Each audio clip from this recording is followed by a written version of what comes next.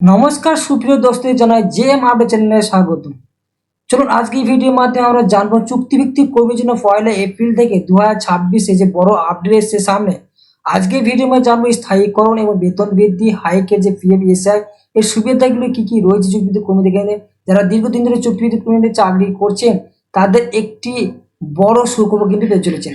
আজকে ভিডিওর মধ্যে সেই সমস্ত তথ্যগুলো আমরা বিস্তারিত আলোচনা করবো, কি কি নিয়ম রয়েছে, কি কি সুবিধা রয়েছে, চাকরি নিরাপত্তা কি রয়েছে, ভবিষ্যতে কি কি পরিবর্তন আসতে চলেছে। এছাড়াও আপনি জানতে পারবেন এই সুবিধাগুলি কি কিভাবে পাবেন এবং কিভাবে এই নিয়মগুলি আপনার উপর প্রভাব ফেলবে। সমস্ত তথ্যগুলি কিন্তু আজকের ভিডিওর মধ্যে আমরা বিস্তারিতভাবে জেনে নেবো। তার আগে অবশ্যই জানা নাকি এই চ্যানেল নতুন সদস্য এবং অডিয়েন্স হয়ে থাকলে অবশ্যই চ্যানেলটাকে সাবস্ক্রাইব এবং পাশে থাকা বেল আইকনটি ক্লিক করে দেবেন সবার আগে প্রতিনিয়ত এই ধরনের নিত্য নতুন আপডেট পেতে। চলুন আজকের ভিডিওর মধ্যে আমরা জানবো যে আর্টিকেলের মাধ্যমে কি কি বিস্তারিত তথ্যগুলো এসেছে 1 এপ্রিলে চুক্তিভিত্তিক যে সমস্ত কর্মী রয়েছেন। ইতিমধ্যে আমরা আগে জেনেছিলাম যে আমাদের পশ্চিমবঙ্গে যে যে বিধানসভা ভোটের আগে যে বাজেট পেয়েছে সেই বাজেটে কিন্তু কর্মীদের বিশেষ কিছু ছাড় দিয়েছে। এর পাশাপাশি কিন্তু 1 এপ্রিলে কেন্দ্রীয় যে লিবার কমিশনের তরফ থেকে যে নতুন ঘোষণা করে সেগুলো জানবো। সেই তথ্যগুলো অনুযায়ী আজকে ভিডিওর মধ্যে বিস্তারিতভাবে কিন্তু জানবো। তার আগে অবশ্যই যাওয়ার আগে অবশ্যই ভিডিওটি প্রথম থেকে শেষ অবধি বিস্তারিতভাবে দেখবেন, না হলে কিন্তু বিস্তারিত আপডেটগুলো আপনারা জানতে পারবেন। অবশ্যই আজকে ভিডিওর মধ্যে সেই তথ্যগুলো আমরা A to Z কিন্তু দেখে নেবো। চলুন আমরা আজকে ভিডিওর মধ্যে সেই তথ্যগুলো অবশ্যই জেনে। 1 এপ্রিল 2026 থেকে নতুন শ্রম আইন কার্যকর হয় চুক্তিভিত্তিক কর্মীদের জন্য বড় আপডেট এসেছে। এখন থেকে মাত্র 1 বছরেই চাকরি করলে গ্র্যাজুয়েট পাওয়ার যোগ্য হবেন। স্থায়ী কর্মীদের সমান সামাজিক নিরাপত্তা ও কাজের পরিবেশ নিশ্চিত করার পাশাপাশি কাজের শেষে 35 দিনের পরিবর্তে দ্রুত সম্পন্ন পাওনা প্রয়োজন নিয়ম কিন্তু চালু করা হয়েছে। চুক্তিভিত্তিক কর্মীর জন্য মূল আপডেট ও সুবিধাগুলি কি কি রয়েছে সেই তথ্যগুলো আমরা শ্রম আইনের যে মাধ্যমে যে কেন্দ্র সরকার তরফ থেকে যে চুক্তিভিত্তিক কর্মী রয়েছেন তাদের যে বিরাট বড় আপডেট এসছে, সেই আপডেটে কি কি বলা হয়েছে, চুক্তিভিত্তিক কর্মীদের কি কি সুবিধা রয়েছে সেই তথ্যটা কিন্তু আজকের ভিডিওর মাধ্যমে আমরা অবশ্যই কিন্তু পুরো তথ্যটি A to Z কিন্তু আমরা দেখে নেব। গ্র্যাজুয়েট আইন পরিবর্তন করা হয়েছে, সেখানে কি বলা হয়েছে 5 বছরের পরিবর্তে মাত্র 1 বছর নির্বাচনে কাজ করলে গ্র্যাজুয়েটি কিন্তু পাওয়া যাবে। এর পাশাপাশি কি বলেছে বেতন ও সুবিধা কি বলেছে, নির্দিষ্ট মেয়াদের কর্মচারীরা স্থায়ী কর্মীদের সমান বেতন ও সামাজিক সুবিধা কিন্তু পেতে চলেছে। দ্রুত নিষ্পত্তির নিয়ম কি বলা হয়েছে, চাকরি শেষ হলে কোম্পানি সম্পূর্ণ পাওনা দ্রুত পিরিয়ডের শেষে কিন্তু আপনার 2 দিনের মধ্যে পরিশোধ করতে হবে, সেই আইনে কিন্তু জারি করা হয়েছে। এর পাশাপাশি স্বাস্থ্য সুরক্ষা সম্বন্ধে কি বলা হয়েছে আইনের মাধ্যমে বা চুক্তিভিত্তিক কর্মীদের কি সুবিধা রয়েছে এখানে। চুক্তিভিত্তিক কর্মীদের জন্য সামাজিক নিরাপত্তা ইএসআই পিএফ যে সুবিধাগুলো রয়েছে, প্রভিডেন্ট ফান্ডের যে সুবিধা থাকে সেই আইনও কিন্তু কার্যকর কিন্তু করা হয়েছে। এই চুক্তিভিত্তিক কর্মী যারা রয়েছেন তাদের কিন্তু বিরাট বড় খুশির খবর বলে কিন্তু জানা গেছে এই সমস্ত আপডেটের ক্ষেত্রে। এর পাশাপাশি কি বলেছে সেই তথ্যটা কিন্তু আমরা আজকের ভিডিওর মাধ্যমে অবশ্যই দেখে নেব। নির্বাচন কমিশনে কড়াকড়ি পশ্চিমবঙ্গ বিধানসভা ভোটে চুক্তিভিত্তিক কর্মী নিয়োগের উপর নিষেধাজ্ঞা কিন্তু জারি করে দিয়েছে। অর্থাৎ আমরা জানি যে পশ্চিমবঙ্গে কিন্তু বেশিরভাগ রিক্রুটমেন্ট ক্ষেত্রে কিন্তু অস্থায়ী কর্মী কিন্তু রিক্রুটমেন্ট করা বা চুক্তিভিত্তিক কর্মী রিক্রুটমেন্ট করা হয়। এক্ষেত্রে কোনো স্থায়ী কর্মী কিন্তু রিক্রুটমেন্ট করা হয় না, চুক্তিভিত্তির মাধ্যমে কিন্তু প্রতিটি ডিপার্টমেন্টে কিন্তু নিয়োগ করা হয়ে থাকে। ইতিমধ্যে যেহেতু আমাদের পশ্চিম বিধানসভা ভোট জারি করা হয়ে গেছে, তাই নির্বাচন কমিশনের তরফ থেকে চুক্তিভিত্তিক কর্মীদের কোনো স্থায়ীর উপর জোর দেওয়া হচ্ছে না বলেও কিন্তু জানিয়েছে। এরপরে কি হবে, এই পরিবর্তনগুলি চুক্তি কর্মীদের কাজে নিরাপত্তা এবং আর্থিক সুবিধা উল্লেখযোগ্যভাবে বৃদ্ধি করে বলেও কিন্তু আশা করা হয়েছে এই আইনের মাধ্যমে, সেগুলো কিন্তু জানতে পারছে।